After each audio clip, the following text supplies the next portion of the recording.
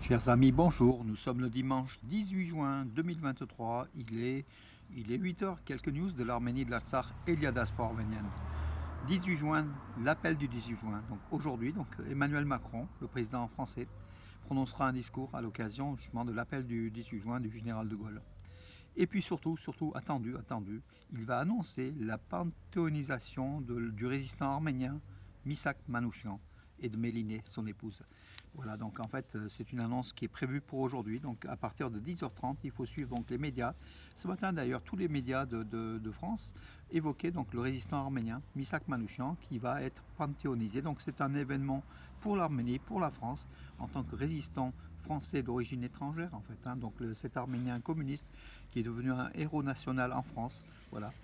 Et le Dauphiné, donc pourquoi je vous montre le Dauphiné donc ce matin ici donc à Valence, parce que tout simplement il y a une page qui est consacrée à Misak Manouchian, tout simplement parce que si vous voulez la panthéonisation, le mouvement politique de la demande de panthéonisation officielle est venu quand même de Valence avec le maire Nicolas d'Aragon et Jean-Pierre Sacoun, donc qui est aussi le président de l'unité laïque ils ont fait donc ensemble, donc la ville de Valence et justement cette association ont fait un travail formidable.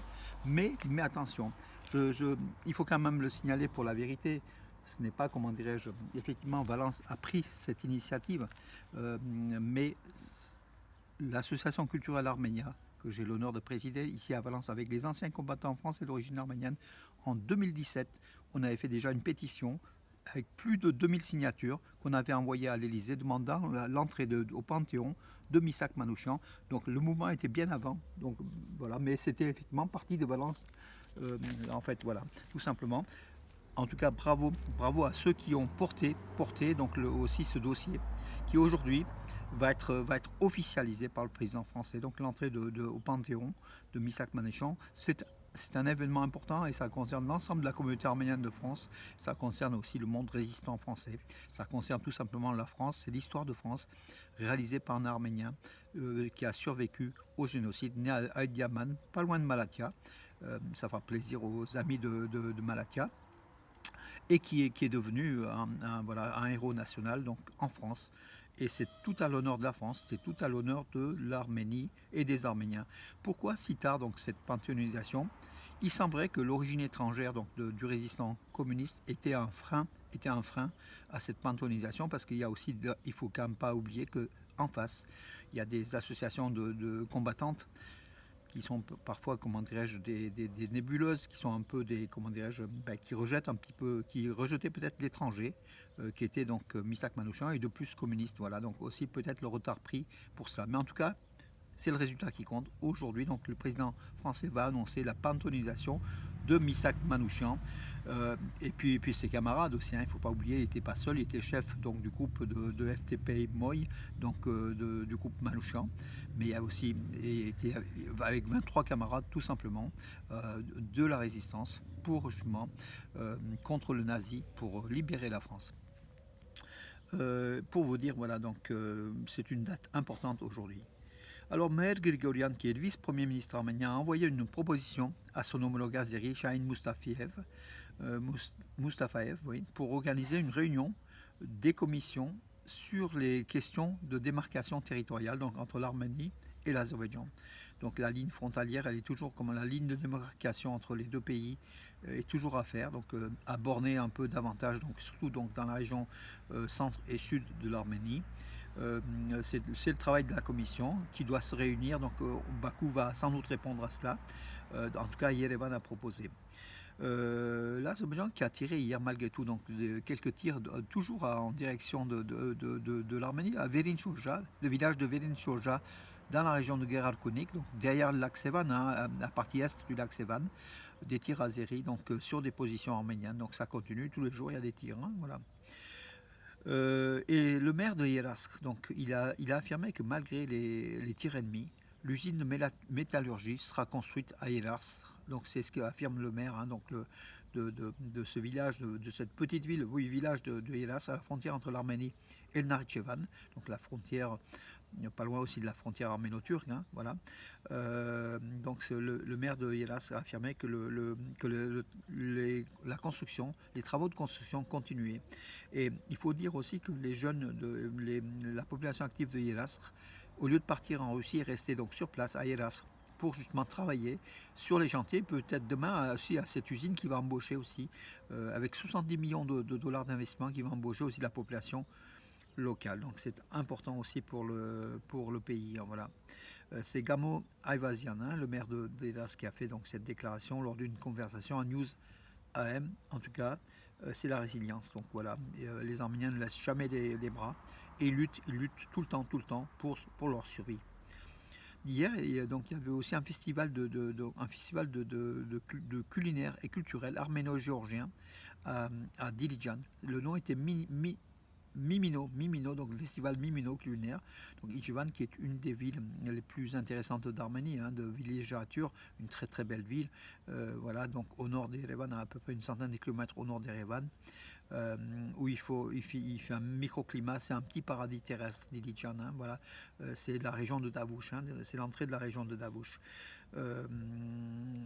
Voilà mes amis, que dire d'autre. Donc hier, donc dans les événements, donc écoutez, donc j'ai pratiquement fait le tour, donc en fait de l'actualité, donc ça veut dire que l'actualité hier était au ralenti. Alors je vais quand même voir s'il y a encore une ou deux informations pour vous. Jérusalem nous faire, ça c'est donc Talat Pacha, les mémoires de Talat Pacha, donc ouais. En fait le livre de l'historien allemand, suisse-allemand, Hans Lukas Kieser, donc, qui vient de paraître, un livre de 600 pages montrant des relations étroites entre Atatürk et Talat Pacha, mais Atatürk qui avait un peu écarté Talat Pacha pour prendre toute la lumière de cette république de 1923 de la Turquie, mais qui a embauché, qui a mis dans ses bureaux beaucoup de jeunes Turcs. Voilà, les liens de proximité entre Atatürk et Talat Pacha était énorme en fait, hein, beaucoup plus que ce qu'on pensait.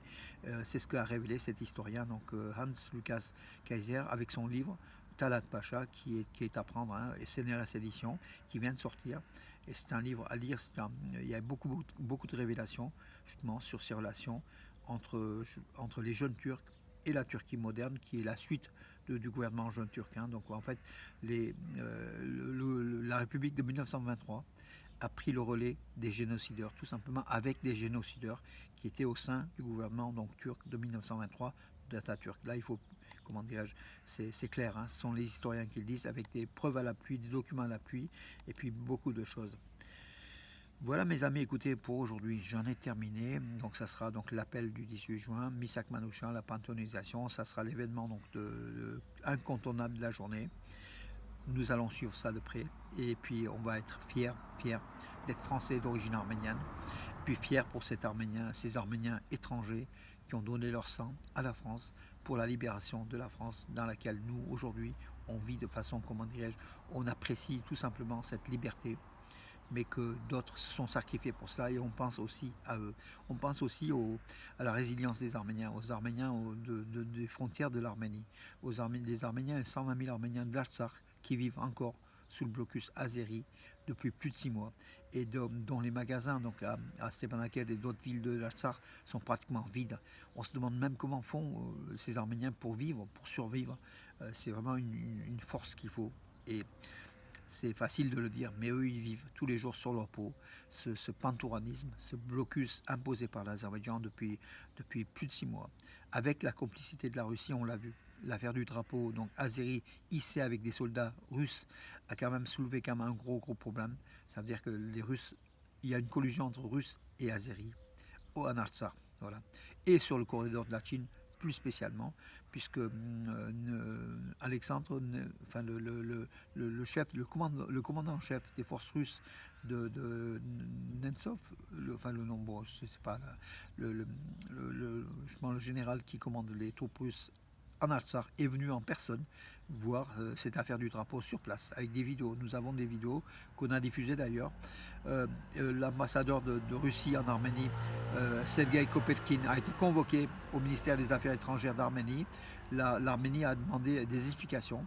La Russie n'en aura pas de toute façon. Elle a montré qu'elle était pro-azérie dans cette affaire-là. Elle y est depuis quelques années déjà. Poutine a viré un peu de bord dans le sens où, en soutien de l'Arménie, aujourd'hui Poutine est un soutien de l'Azerbaïdjan avec lequel il fait des affaires tout simplement pour des milliards de dollars de gaz russe qu'il fournit à Bakou et que Bakou livre à l'Europe. Voilà le contournement du blocus tout simplement. Tout le monde le sait, mais personne ne réagit. On continue à consommer pas en France, hein, en Italie surtout, ce gaz azéri qui a une odeur russe, une forte odeur douce de gaz russe tout simplement.